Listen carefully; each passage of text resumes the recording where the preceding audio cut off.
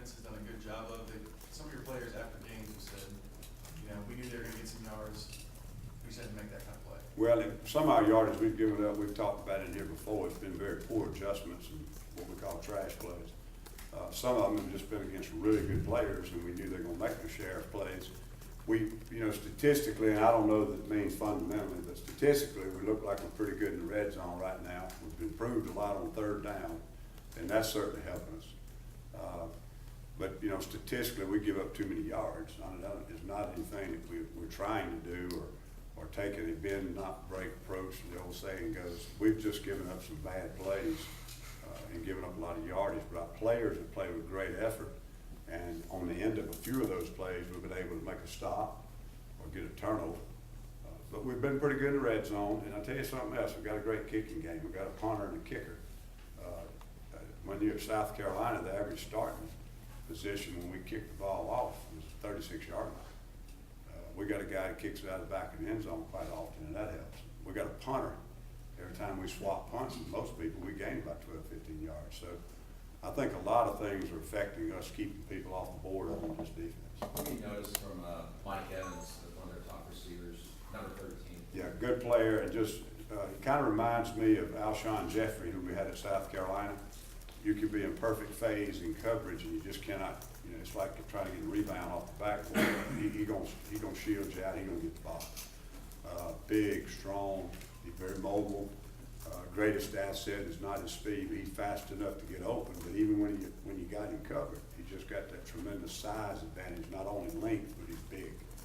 So he's very difficult to cover downfield, and he's obviously a great red zone receiver. It's like someone obviously got to be very aware of him. No question. And, you know, he's caught some long balls, but where he really concerns is down that red zone, because they get that ball up in the air, he's going to have a tremendous advantage.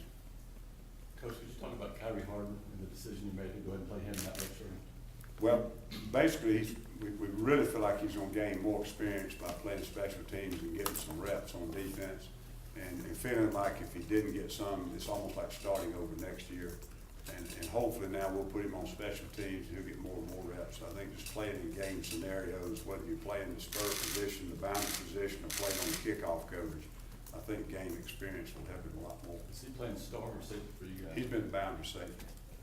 What's the key? You talked about the red zone defense, how it's been solid this year. What's the key when you down the red zone and make a stop down there? You know, not really one thing. Obviously, when you take away the distance, people can throw the ball. We're pretty good man coverage. Most of our long yardage balls have been given up in busted zone coverage, or, you know, giving up a play where somebody got beat in man to man. It's much easier to play aggressive man when all you got to defend is 15, 20 yards. And I just think that's probably the biggest factor. Our pass rush has improved dynamically over the last 2 or 3 weeks, and that gets the ball out of people's hands a little quicker. When you can play man down there, you can put people in the box. When you can't, then you kind of have to guess and play a chess game with them. But we've been able to play a little bit more man down there, and that's I think the biggest reason why we have that. Couple more. When you speak about trying to limit those big explosive plays, particularly against a spread team, I'm guessing that means a lot of dime formation. With dime, are you going to be putting Halsey back in the lower spot again, or are you going to be keeping him back and putting somebody else in that dime hole? We've talked about that, and we don't know where he's going to be most valuable to us, as a deep safety or as a cover guy down underneath. We're going to have to look at different ways to get different people around the box. And one thing that he gives us, he's smart enough to do a couple of different things and learn maybe both spots. But we probably have to put 6 DBs out there quite often to match up on the spread formations. And where he will end up playing, I'm not sure yet, but he probably will end up in both spots before the game's over, because he's sort of our guy that gives us the rotation. The only problem with playing 6 DBs is you get to the point where you don't have 12, you only got about 6 or 8, and then you start running out of gas. So thank goodness we've got some kids healthy, got a little bit more rotation back there, and we can play with a few more of them on the field at one time, but we have to be careful about playing all game, because it would probably gas a couple of those guys out the way he scrambles around and keeps that ball alive. Jonathan Jones and Montravius, I saw didn't play yesterday. I think it's going to be good to go this week. I think there will be. Montravius, we sort of took the cautious approach. And who was the other? Jonathan Jones. Jonathan, I don't know.